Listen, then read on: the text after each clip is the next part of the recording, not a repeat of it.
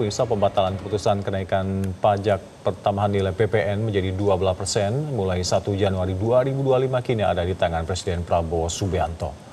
Menerbitkan peraturan pemerintah pengganti undang-undang atau Perpu perlu diambil Presiden Prabowo Subianto untuk mencegah dampak buruk kenaikan PPN bagi ekonomi dan bagi masyarakat.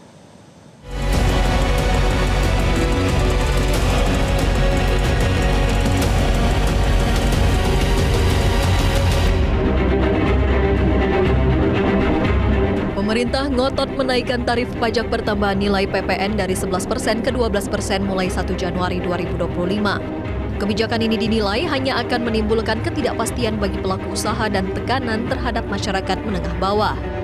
Center of Economic and Law Studies, Celios, mendesak Presiden Prabowo Subianto menerbitkan peraturan pemerintah pengganti undang-undang atau Perpu untuk membatalkan kenaikan PPN ini.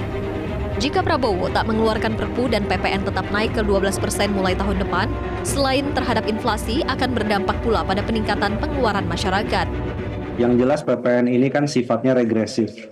Dan kalau tidak ada kejelasan barang mewah itu seperti apa, ini akibatnya adalah hampir semua kelompok masyarakat itu kena. Jadi PPN 12% itu studi kita menyatakan bahwa kelas menengah tambah Rp350.000 per bulan pengeluarannya. Orang miskin Rp110.000, padahal garis kemiskinannya adalah Rp580.000 per bulan per kapita. Yang artinya PPN ini memang sudah sepatutnya dibatalkan 12%, harus segera diturunkan. Instrumennya apa itu kalau tadi Pak Misbakun bilang Pak Presiden paham. Ya kalau Pak Presiden paham, saya kira yang paling mungkin sekarang instrumennya adalah Perpu segera dikeluarkan. Analis politik Adi Prayitno mengatakan jika ada niat untuk mengubah aturan terkait kenaikan PPN 12%, mestinya semudah membalik telapak tangan, mengingat mayoritas fraksi di DPR adalah pendukung koalisi pemerintah. Dengan demikian, rakyat tidak lagi disuguhi narasi saling menyalahkan.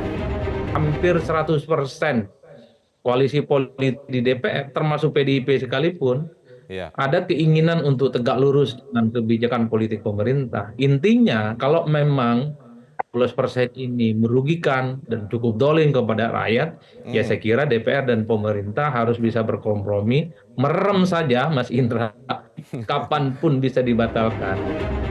Apalagi, Menteri Koordinator Bidang Pemberdayaan Masyarakat Muhaimin Iskandar sebelumnya memastikan tidak ada bansos khusus terkait kenaikan PPN menjadi 12%. Gus Imin menilai kenaikan PPN dari 11 menjadi 12% sudah dipertimbangkan dengan baik. Nggak ada. PPN tidak ada kaitannya dengan bansos khusus karena memang dari 11% naik menjadi 12% itu betul-betul sudah diseleksi ya. Mana yang tidak boleh naik, mana yang naik sehingga memungkinkan untuk tetap tumbuh ekonomi, melindungi dan memfasilitasi, dan uang tambahannya untuk keperluan subsidi semua jenis. Pemerintah bisa membatalkan tarif PPN 12% tanpa harus merevisi undang-undang atau menerbitkan Perpu.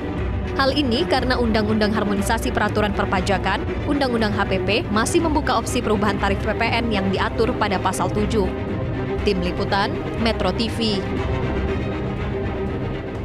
Jelajahi cara baru mendapatkan informasi. Download Metro TV Extend sekarang.